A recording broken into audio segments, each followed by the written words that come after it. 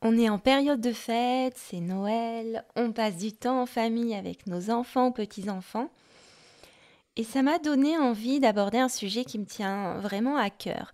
J'ai même voulu à un moment en faire le sujet de mon podcast. Oui, en découvrant la pédagogie Kodály que j'ai pris conscience du rôle qu'on pouvait jouer, nous, en tant que parents, dans l'éducation musicale de nos enfants. Et en même temps, j'ai réalisé que c'était même une excellente façon pour nous, musiciens en herbe, de développer différentes compétences musicales. Bon, après, si tu n'as pas d'enfant, cet épisode, il est aussi pour toi. Je veux ici surtout partager une façon d'apprendre la musique à partir de comptines et chansons pour les enfants, et qui est vraiment intéressante. Bonjour et bienvenue dans le podcast Accroche-toi, un rendez-vous hebdomadaire à destination des musiciens débutants ou un peu plus expérimentés. Si tu es à la recherche de motivation, de conseils, d'outils, de ressources pour mieux progresser, pour être plus efficace dans ton apprentissage, pour dépasser tes blocages et ainsi avancer avec confiance et plaisir dans ce monde de la musique, tu es au bon endroit. Je suis Camille Houdard, j'ai moi-même débuté la musique, la clarinette à l'âge adulte et je veux ici te faire profiter de mes plus belles découvertes et expériences qui j'espère pourront t'aider à ton tour et t'inspirer. Je te souhaite une très belle écoute.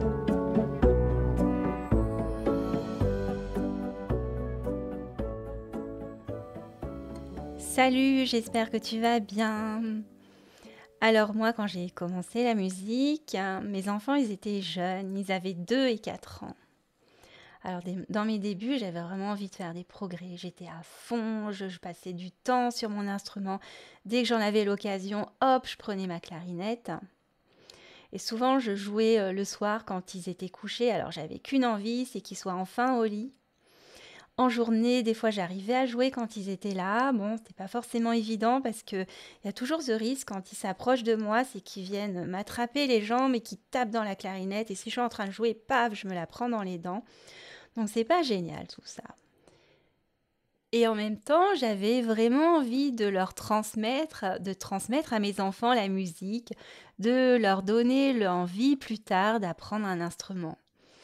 Alors, j'ai cherché un petit peu, je me suis dit: «Tiens, je m'étais procuré», j'avais acheté un piano à l'époque, bon, c'était aussi pour moi, mais je m'étais dit que peut-être ça leur donnerait envie parce que j'en avais un quand j'étais petite. L'achat de cloches Montessori, plein de CD, une petite méthode de piano, d'initiation au piano, enfin tout un tas de choses qui ont été plus ou moins utiles. Et je savais pas à l'époque que j'avais vraiment tout en moi pour transmettre la musique à mes enfants. Et en plus que je pouvais en tirer des bénéfices. Et ça, je l'ai compris en m'intéressant, en me formant il y a 2 ans à la pédagogie Kodály. Oui, la pédagogie Kodály, bien sûr. On y revient.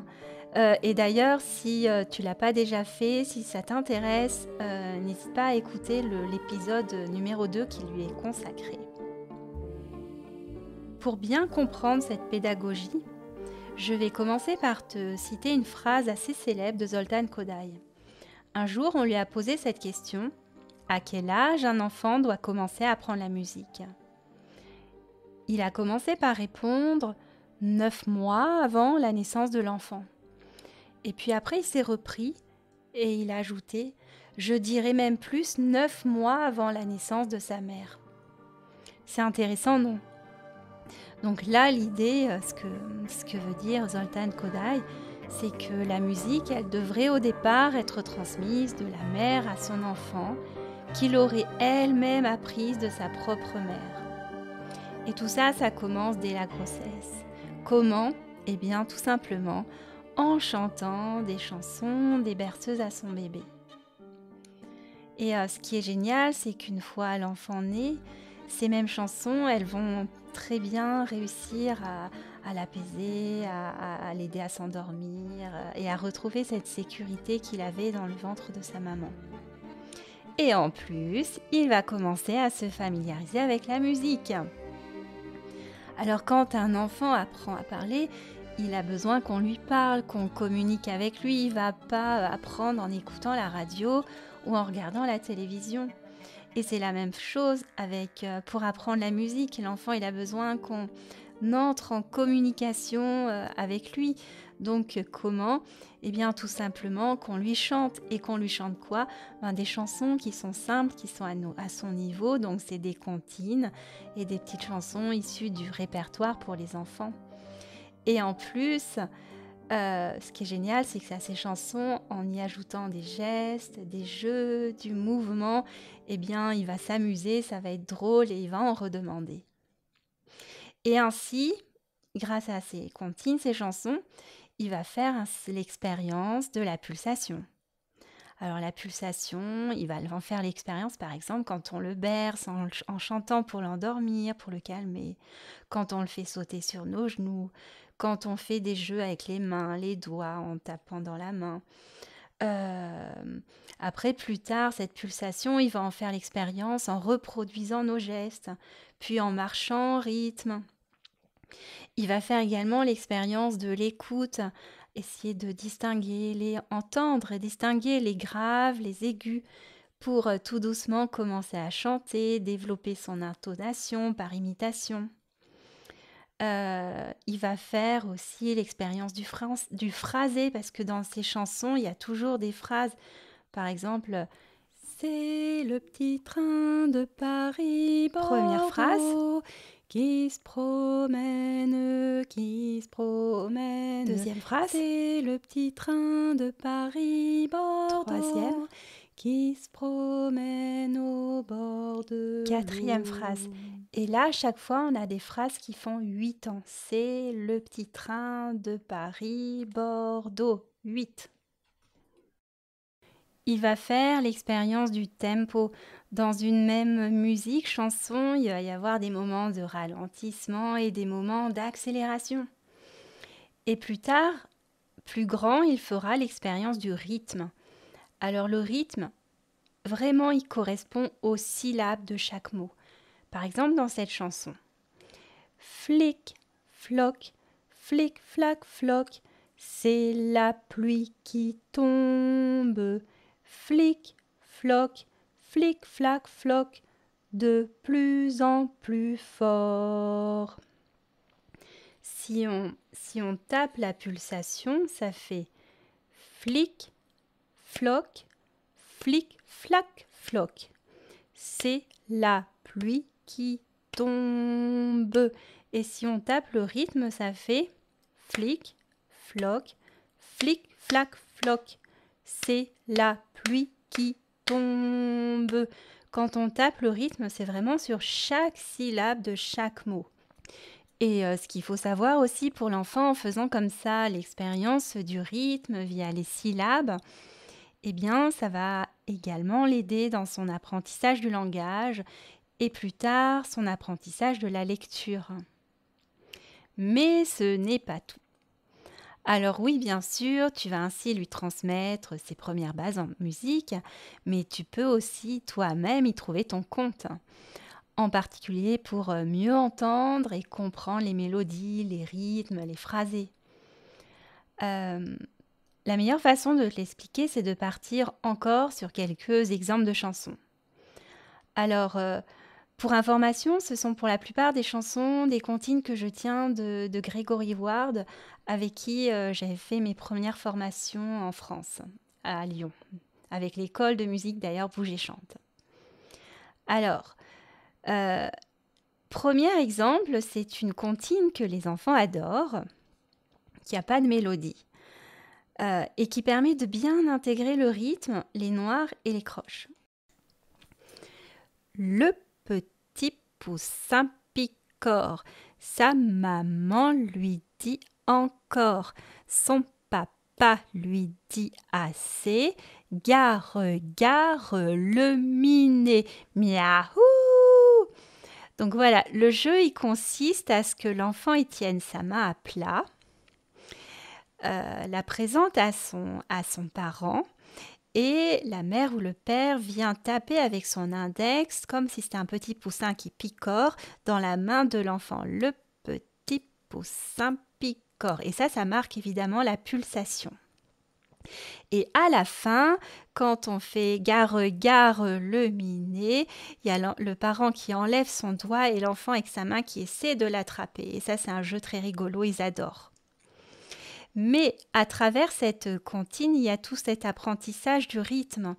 Et donc, comme ce qu'on disait tout à l'heure, vraiment, il faut aller écouter les syllabes par rapport à la pulsation. La pulsation, donc, elle est régulière. Et le rythme, il correspond aux syllabes. Donc, ça fait le, petit, pou, simpi, cor. Sur le peu, on a 2 syllabes. Tipou, 2 syllabes. Simpi, 2 syllabes. Cor, 1. Et ça correspond à, quand il y a 2 syllabes, c'est des croches.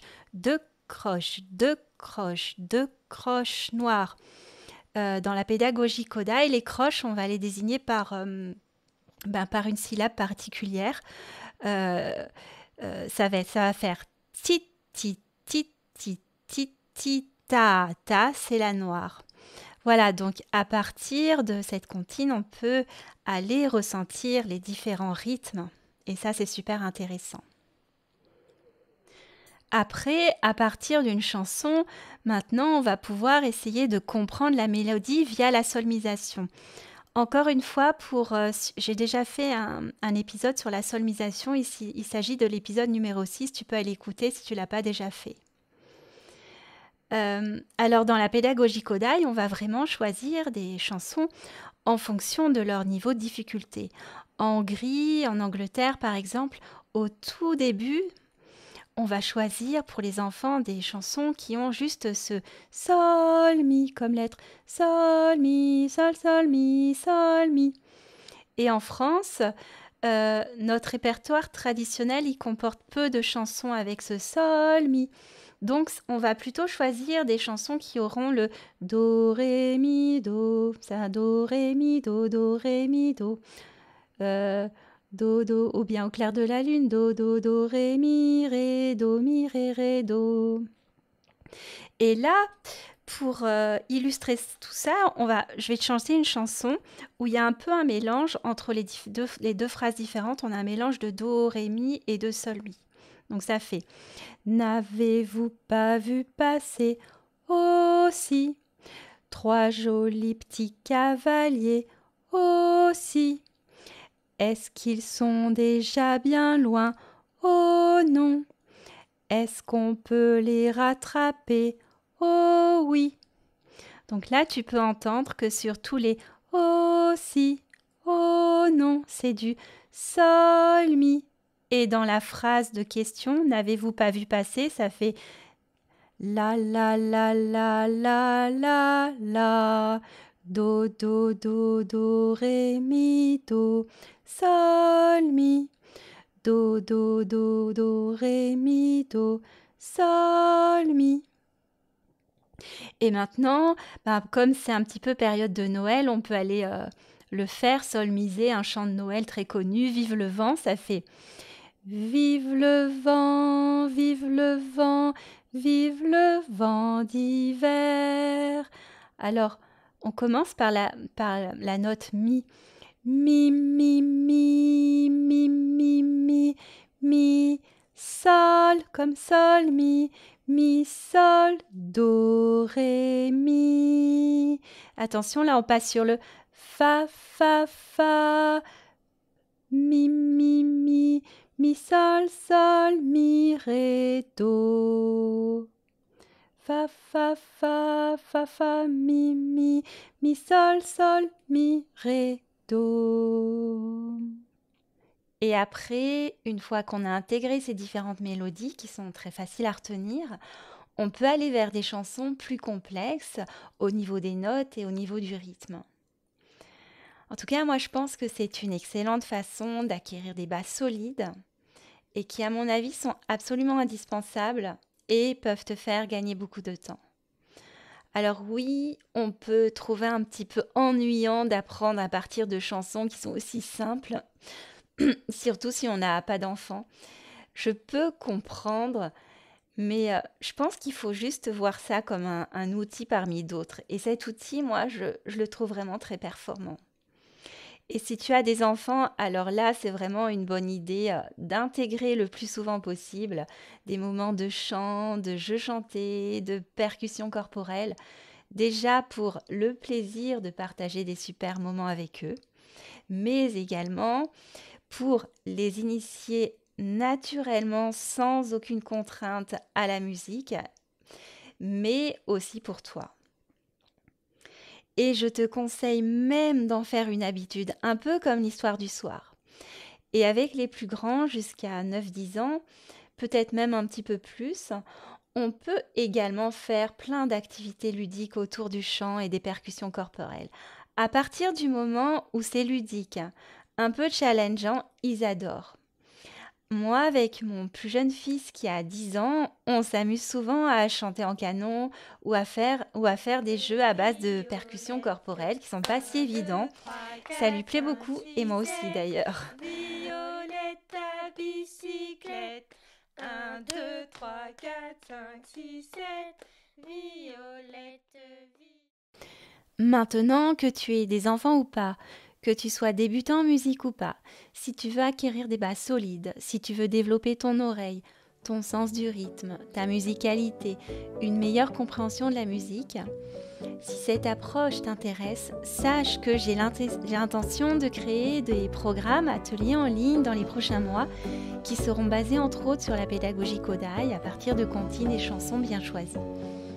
Mon but, et là c'est l'architecte qui te parle, c'est de t'aider si besoin à construire des fondations solides pour mieux progresser par la suite.